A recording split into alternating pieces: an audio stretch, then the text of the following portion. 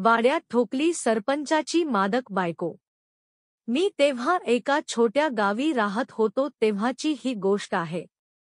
मी मुळात मोठ्या शहरातील मुलगा होतो आणि त्यामुळे माझे राहणीमान म्हणा किंवा एकंदरीतच सगळे काही हे खूपच वेगळे आणि छान असे होते। माझे नाव मित्रांनो रमेश आहे आणि आज मी 40 वर्षाचा आहे। मी आज तुम्हाला ती गोष्ट सांगणार आहे की ज्यामुळे मी प्रियाला ठोकू तर शकलो पण त्याचबरोबर मी तिला माझ्या बरोबर माझ्या गावी पण आणले आणि आज पण तिला मी ठोकून काढतो। तर मी एका मोठ्या कंपनीत कामाला होतो। मी कॉलेजला होतो तेव्हाच मला का कोणास ठाऊक पण मला शेतीची आवड निर्माण झाली आणि मी त्यामुळे माझे करिअर हे शेतीमध्येच करायचे ठरवले। हे करत असताना माझ्या लक्षात एक गोष्ट आली ती म्हणजे मी शहरात राहून काही शेतीवर फार अभ्यास करू शकत नाही। त्यामुळे मला जर का काही शिकायचे असेल आणि शेतीतले खरेखुरे ज्ञान घ्यायचे असेल तर मला गावी जाण्याशिवाय काहीच पर्याय नव्हता। आणि म्हणूनच मी एक असे गाव निवडले की तिथे शेती तर भरपूर होती पण म्हणाव्या तशा सुखसुविधा काही नव्हत्या, त्यामुळे मला तिथे राहून मला पाहिजे तसे अगदी व्यवस्थित सगळे शिकता येणार होते। मी त्यामुळे त्या गावातील सरपंचाला जाऊन भेटलो आणि मी माझी काय गरज आहे ते त्याला सांगितले। त्याने पण मला खूप चांगला रिस्पॉन्स दिला आणि मला पाहिजे ती मदत करण्याचे आश्वासन दिले। मी त्याला काही पैसे असेच दिले। त्यामुळे तर तो माझ्यावर खूपच खुश झाला आणि मग तो पोपटासारखा बोलू लागला। इकडे तिकडे राहण्याऐवजी त्याने मला त्याच्याकडेच राहण्याचे सांगितले। कारण त्याचे घर खूपच मोठे होते आणि तो व त्याची बायको दोघेच तिथे राहत असत। तसेही मला काही दिवसांसाठी तर राहायचे होते आणि त्यामुळे त्याला मी लगेच होकार दिला आणि त्याच्याकडे राहायला गेलो। तुम्हाला असे वाटले असेल की तो सरपंच होता म्हणजे त्याचा रुबाब खूप मोठा असेल वगैरे। तर असे अजिबात काही नव्हते। किंबहुना तो सरपंच आहे हे मला अजून पण पटत नव्हते।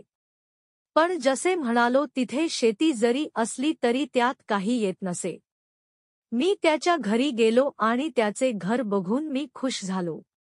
कारण मी जसा विचार केला होता त्यापेक्षा कितीतरी पटीने अधिक चांगले त्याचे ते घर होते। ते बघून मी खुश झाले। घर म्हणजे तो वाडाच होता आणि त्या मोठ्या वाड्यात ते दोघेच राहत असत।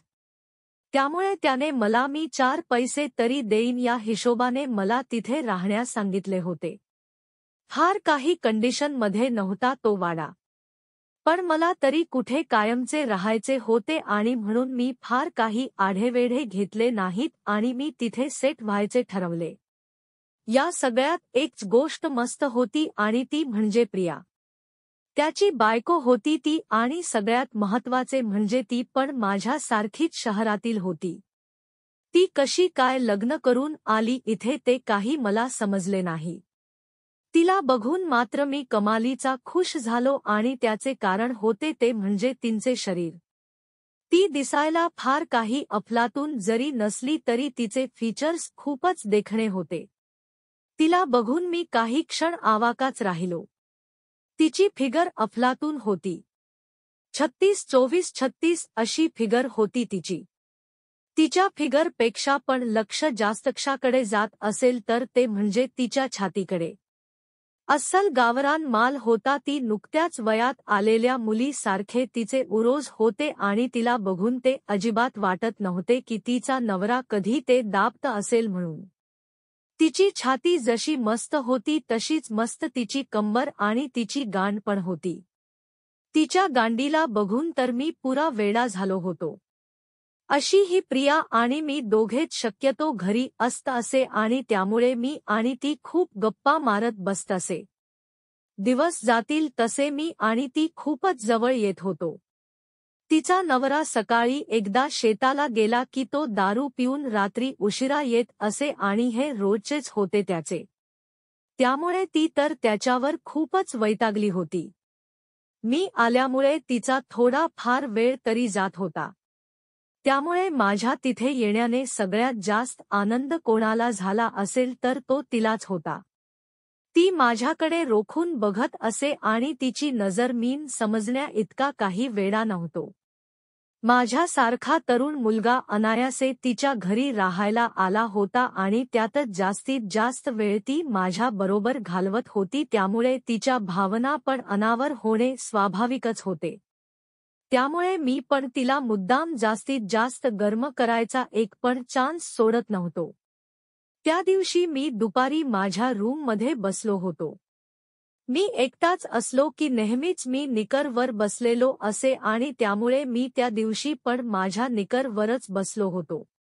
मी काम करत असतानाच ती माझ्याकडे आली आणि मला म्हणाली, "रमेश, अरे बहुतके किचनमध्ये साप आला आहे. तू चटकन लगेच बघतोस का प्लीज?" मी तसेच उठलो आणि तिच्या मागे गेलो. मला पॅन्ट घालायचे पण लक्षात आले नाही आणि मी तसाच निकरवर गेलो होतो. माझा सोटा नेहमीच फुगीर असे.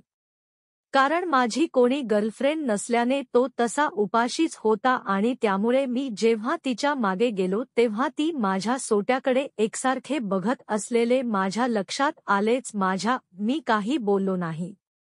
ती मला जिथे जिथे सांगत होती तिथे तिथे मी सगळीकडे कुठे साप दिसतो का ते बघत होतो. पण मला तर कुठेच साप दिसत नव्हता. तिने मग मला शेवटी वर माळ्यावर गेला आहे का ते बघायला लावले आणि मग मी स्टूलवर चढलो. मी वर चढताच माझी निकर अजून जरा खालून उचलली गेली. माझे लक्ष माळ्यावर असताना माझ्या सोट्याला कोणाचा तरी स्पर्श झाल्याचे मला जाणवले. मी खाली बघितले तर तो हात तिचाच होता आणि ती माझ्या सोट्याला पकडून मला म्हणाली, "मिळाला बघ साप," असे म्हणून ती त्याला सरळ चोळू लागली. ती मला मिळणार हे मला माहीतच होते.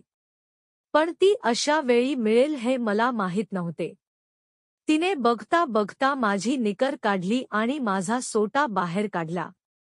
माझा तो भलामोठा सोटा बघून ती मला म्हणाली, "हा तर भलताच मोठा आहे की रे, मी यालाच बघतिले होते का स्वप्नात काय माहीत."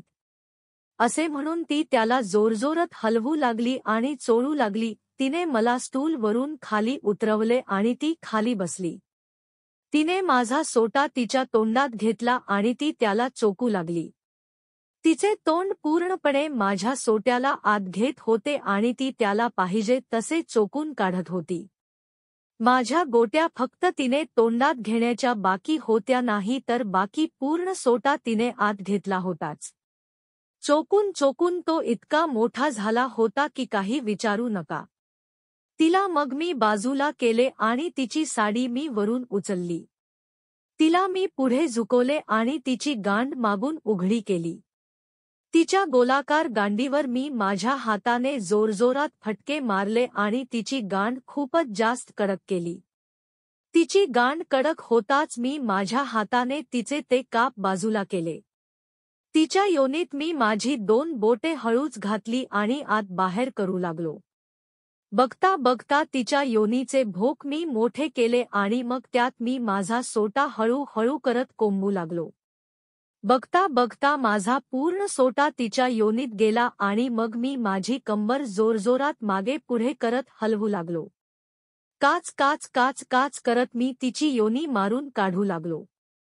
प्रत्येक दणका तिचे संपूर्ण शरीर मागे पुढे करत होता आणि त्यामुळे तिच्या योनीच्या चिंध्या होत होत्या. खूप वेळ तिला मी ठोक ठोक ठोकून काढले आणि मग माझे सगळे वीर्य मी तिच्या योनीत सोडले आणि मग कुठे आम्ही दोघे शांत झालो. त्यानंतर मी तिला रोजच तिथे ठोकून काढू लागलो. जॉबच्या निमित्ताने मी तिला नंतर माझ्या गावी घेऊन गेलो. तिथे तिला मी एक रूम करून दिली आणि तिला मी रोज तिथे जाऊन मनसोक्त ठोकून काढू लागलो होतो. अशाच नवनवीन कथांचा आनंद घेण्यासाठी व्हिडिओला लाईक करा आणि रात्रीच्या चावट कथा या चॅनेलला सबस्क्राईब करा आणि बेल आयकॉनला क्लिक करा. त्यामुळे तुम्हाला नवनवीन कथा सर्वात आधी पाहता येतील. धन्यवाद.